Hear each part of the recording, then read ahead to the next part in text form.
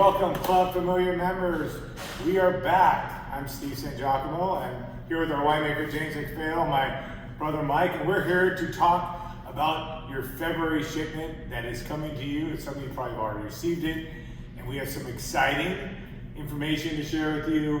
Most importantly, this is the first release that you guys are getting in the 2022 vintage, and we're absolutely elated. We've been pouring it in the last month or so, and James is going to talk to you how he thinks it's one of the best vintages on record in a long time. But before we do that, just want to talk about, we'll be tasting 2022 Sonoma Coast Chardonnay, 2022 Four Siblings Chardonnay, our 2022 Sonoma Coast as well, and then our inaugural release of the Petaluma Gap ABA Appellation wine that we're so excited to. So, before we do that, it's most important as farmers, right? We got to talk about the growing season, where it all began. 2022, as we're talking here, is an amazing vintage. But Mike, why don't you shed some light on? Let's talk about the 2022 growing season, the vintage as a whole. Sure. 2022 was turning out to be an outstanding vintage. The weather during the summer was moderate. We didn't have a lot of heat. We had long growing days. Heading into harvest, looked like there's going to be smooth sailing, really not a lot of precipitation. And then we hit a week of warm weather, and it got hot. But one of the saving graces during that 1 week was the diurnal temperature changes, meaning that we had 50-degree swings.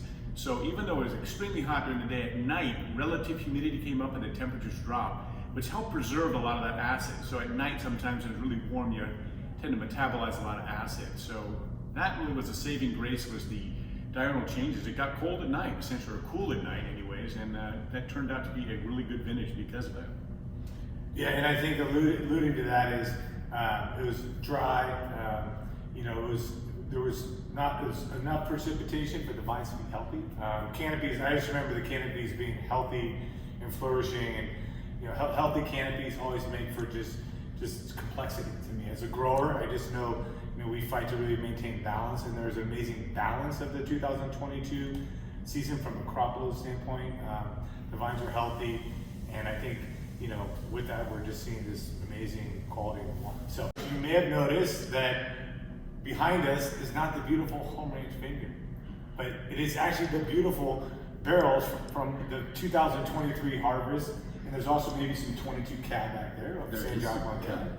But we're at James MacPhail's winemaking facility here in Healdsburg.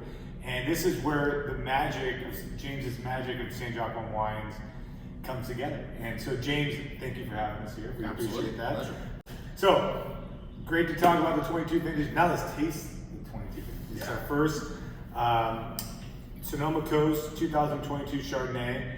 As in previous 2021, it's a blend of 5 of our estate vineyards, El Novillero, Green Acres, of course, Home Ranch, Roberts Road, and actually we call it the Four Siblings, the Four Siblings. That's right. Yeah. So with that, again, this is always a wine that's, for Sangiacomo, our Sonoma Coast series is kind of our signature wine. Just represents all of our vineyards, right? And more of our vineyards than some of the single vineyard ones. And so for us, it is really a testament and a showcase of what this vintage brings. And I know we had actually, James and I were in Palm Springs a couple of weeks ago at a Pinot festival. We may have drank some Chardonnay at a Pinot Noir festival. We did. So this is actually, we poured it at our wine dinner, and it just showed amazingly. So let's talk about it. Yeah, so I think this is a classic representation of Sonoma Coast Chardonnay. It's got all those elements of kind of a little bit of cool climate, some good minerality, great fruit, low percentage of new French oak, so we let the fruit shine. It's rich on the mid palate, it's weighty, but the most important is that the fruit shines.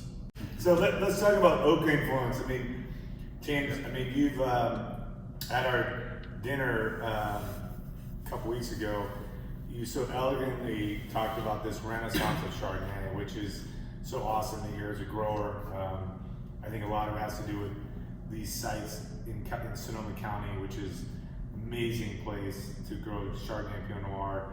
I mean, it's like Chardonnay is like winemakers really letting the site being shown through these wines. So this renaissance, let's talk about this renaissance of California Chard. Yeah, I think that we've really come a long ways in the world of California Chardonnay, in that a lot of us are kind of going back, kind of hearkening to the days of what we call kind of like the true Chardonnay, more old world style, so to speak.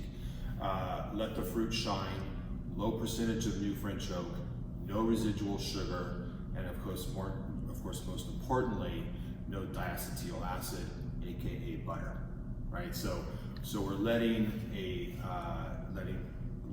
the site speak for itself, not mask the fruit in any way. Let it showcase. Let all those, the pear and the citrus and the honeysuckle and white rose kind of show and express itself.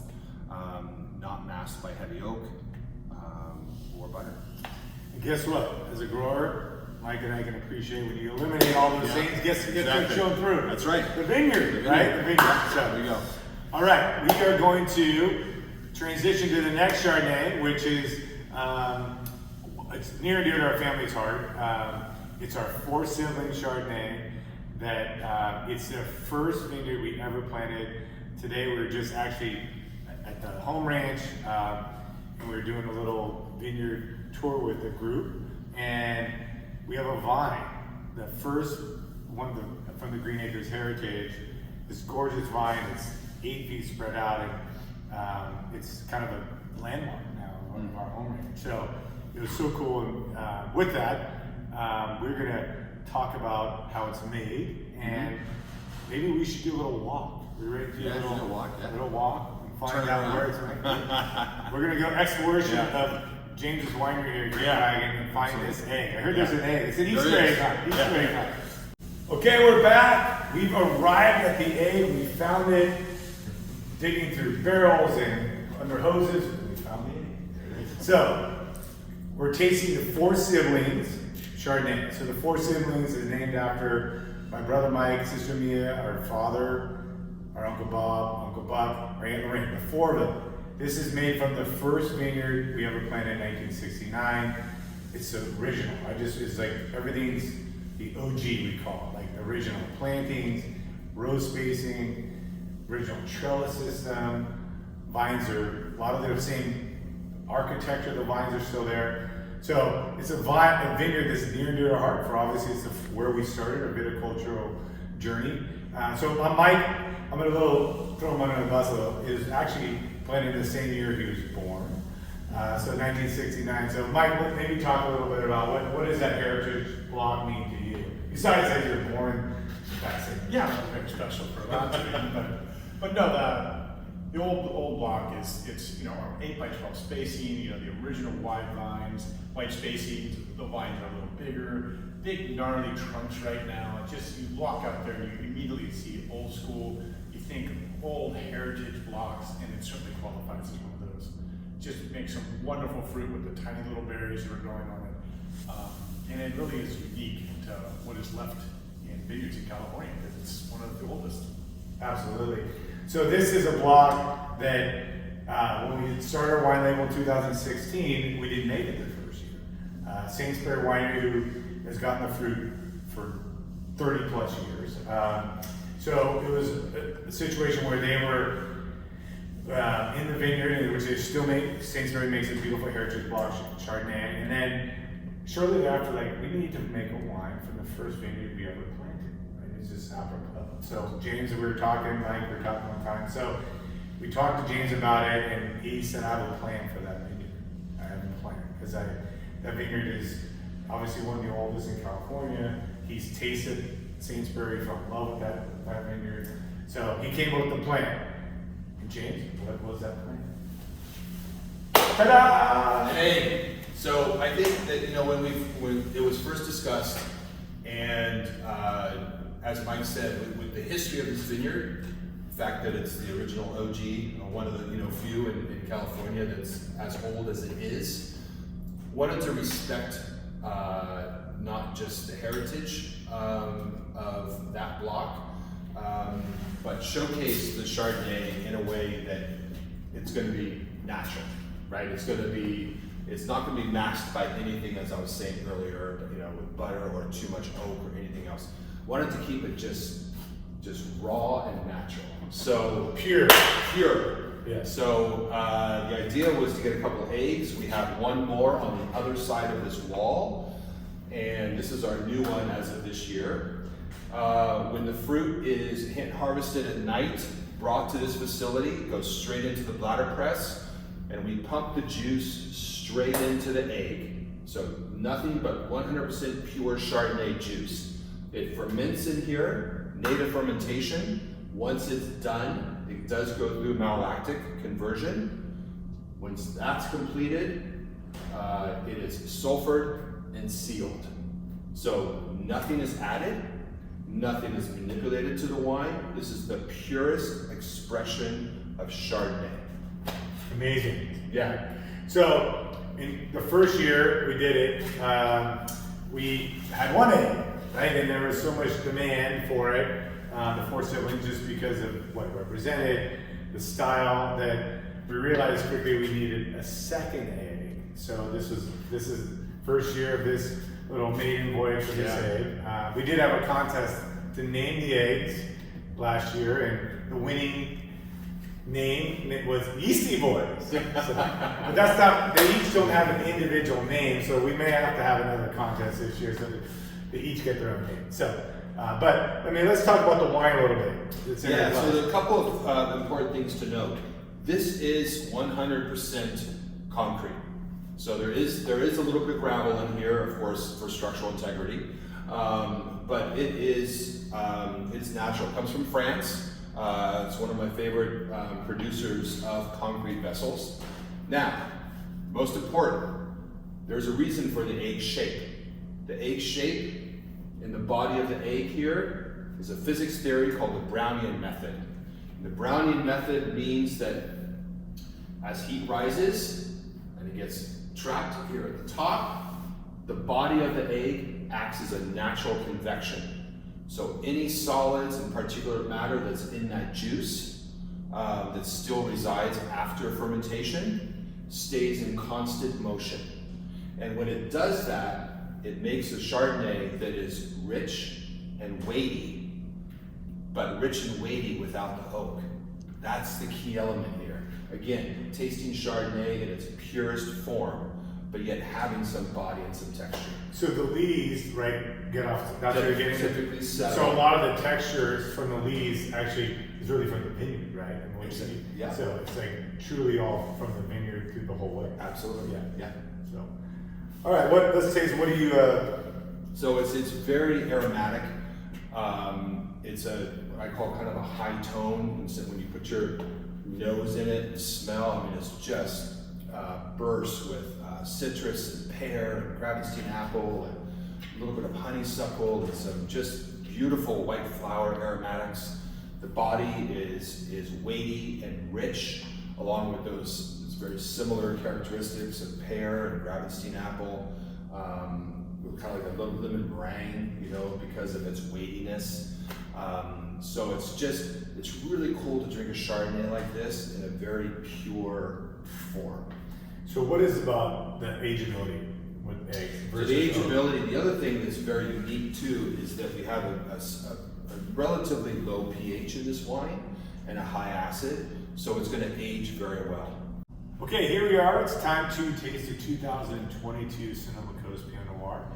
So again, this Pinot Noir, like its sister wine, the 22 Chardonnay, just really showing the brilliance of the 22 vintage. Again, we had this a couple weeks ago in Palm Springs. People were floored. They could not believe this was a 22. They said, just because it's how young and fresh and just the complexity is showing at an early age. So with that, we talked about the 22 vintage already. I'll just do a little notes on the vineyard side. So this is actually 5 of our vineyards. They're in this. We have our Elmo River Vineyard, our Frederick Vineyard, Lakeville, and our Roberts Road Vineyard, and our Amarillo Vineyard. So it's 5 different vineyards. there's 10 blocks and there's 7 different clones, okay? 7 different clones. 10 blocks, 7 different clones. Clones are, for all you clone, 115, 77, Dijon 115, Dijon 777, 23, Dijon 667, Swan, Mount Eden, Pomard, did I miss it? And there's also other elements in this wine with these different blocks is there's some hillside geographical components that might maybe talk about the 2 different, hillside blocks. Sure. I mean, Steve talked about we have 10 different blocks, different row orientations and stuff, but there's 2 hillsides in this, and there's an east-facing block in El Noviero, and then there's a west-facing block in Frederick, and you're going to get different flavor components based on the orientation to the sun. So, in the morning you're going to get lots of bright sunshine before it heats up, and then conversely over at Frederick in the afternoon, getting a little more shaded sun, but you're getting that afternoon sunlight later into the evening. So you're really getting a long, drawn-out day where you're getting a lot of maturation going on late into the evening. So, anyways, you add those together with all the other blocks, and you get more complexity. And that's what I love about this wine. Every year, poor James, we keep adding blocks, we keep adding clones, and he's a magician with the way he can kind of position each lot and how he brings them all together. And again, it's the complexity that as a farmer grower, we have accessibility to all these different options. And that's our word. We always use James, and we're giving you options. So why don't you talk about the 22 Sonoma Coast Pinot Noir, and why don't we pour it? I'll pour it while you're talking. So, as Mike and Steve have alluded to about complexity, we all love Pinot Noir for a myriad of reasons, right? My most important takeaway when putting together a blend for Pinot Noir is layers. Layers that result in complexity. In order to get as many layers as possible, right? Because when we drink Pinot Noir, it's one of those wines that just kind of keeps going. There's more things that, kind of we think about. It opens our mind. So in order to create those layers, it all starts in the vineyard. So when we talk about different vineyard sites, row orientation, clonal selection, that is all the basis for making a great wine. So having these options is awesome. It creates more blending options as well, which can drag on quite long. But again, the resulting wine, stylistically, classic Sonoma Coast. It's got great red fruit profile, but with all those different vineyard sites, blocks, clonal selection, everything just kind of keeps going.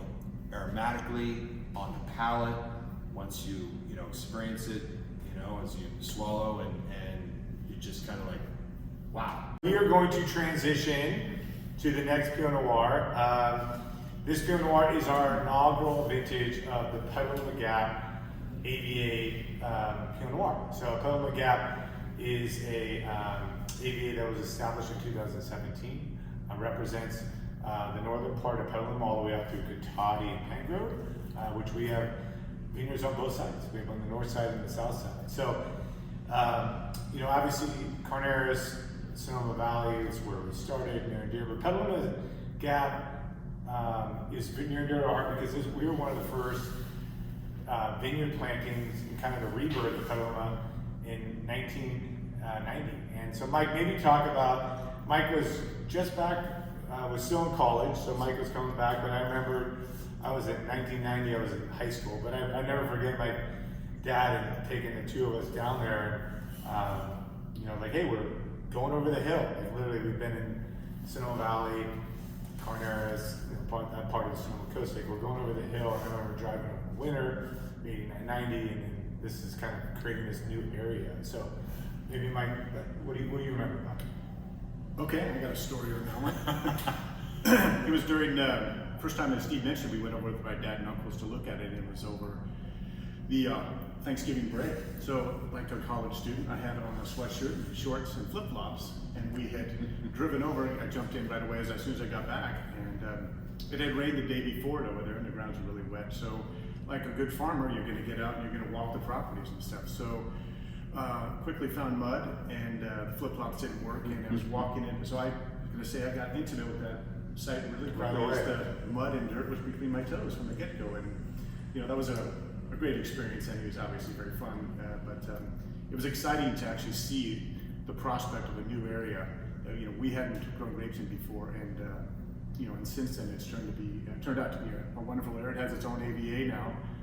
And one of the first people to, Steve talks about rebirth because there was grapes grown in there prior to Prohibition in phylloxera, and then obviously that quelched any type of production there. But since then, it's flourished. It's flourished from there, and this even goes to.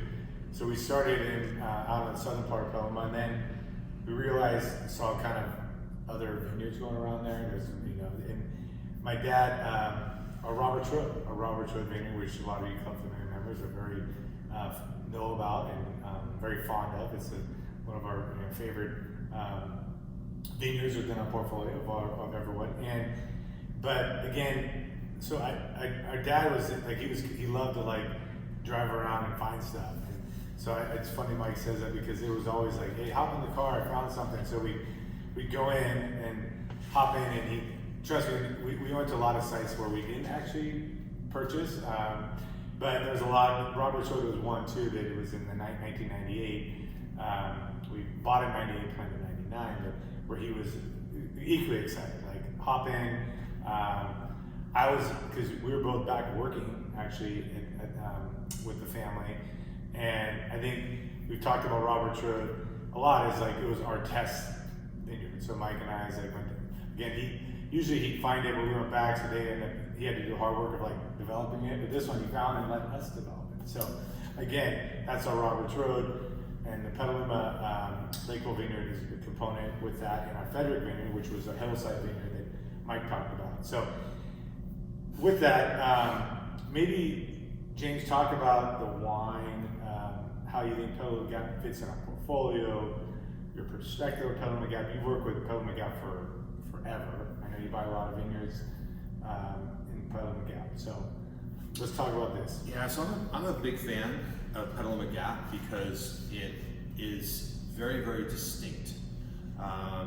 Backstory really quick. When you go out and you want to create a new AVA, that AVA needs to be distinct or unique from anything else. The Petaluma Gap, which was created, or I should say approved, 7 years ago, 2016? 2017. Yeah. It was created primarily because of the wind. So the Petaluma Gap is what we call the freeway for the fog that comes off the Pacific. And that wind is very unique to the Gap, and it's unique to this growing AVA because it kind of toughens up the skins a little bit, which creates a little bit more backbone, a little bit more structure to the wines. And so Petaluma Gap wines, and this wine in particular, is a little bit of a departure because you get a little bit more cooler climate characteristics like plum, and what I kind of refer to as I like petrichor, which is kind of that fresh rain that falls on cement, and you get that kind of that aromatic of also a little bit of kind of wet stone, and those are cool climate characteristics. So it's a really kind of fun Pinot Noir to drink. It takes you out of the Russian River, it takes you out of the the more broad Sonoma Coast. And I'm just absolutely loving this inaugural vintage. I get structure, it's like the structure. Yeah. I think it's that the tougher skins, as you alluded to. And there's plenty of California fruit. I mean, that's one thing about, our wines, across Sonoma County, and that's why Sonoma County is arguably the best place in the world to grow Pinot Noir. It is. Is because we get the fruit, right? We get the ripeness, but then we have that coolness from the bay, the soil types that create the complexity. And this is like, to me, this has that structure with all that fruit. Yes, exactly. All together. Very age-worthy, great age-worthy wine. It's still very young, but showing well because of the 22 vintage. I'm excited about this. Okay, as we wrap up our little tasting here, first, James, I want to thank you for hosting us at your beautiful winery and showing us where all the magic's made. Showing us the egg, which is like the most amazing, experience, right? To experience the eggs forever. All the Club Famiglia members, you probably asked us how many times, where's the egg? Where's the egg? We found it. It's here. So, but again, thank you, Club Famiglia members. You guys are near and dear to our heart. You're why we do this. This is why Mike and I grow grapes, and James makes these amazing wines, is to share them with you. And it's really important that we're able to do that. And we have amazing events coming up this year. For Sangiacomo, we have our home ranch hike coming up in April. We have a whole month is Club Appreciation Month. We have our catering luncheon. The vineyards, look, it's not bud break, they're still dormant, but they're about to be bud break. Come visit, the mustard's gorgeous. It's just really a special time. 2024 is off to a good start, especially we have lots of rain, which is great. Reservoirs are full, the soil profile is full, so everything's good. So please come visit us. Again, thank you guys for all your support, and you guys are the best. So cheers. Thank you. Cheers. Thank you.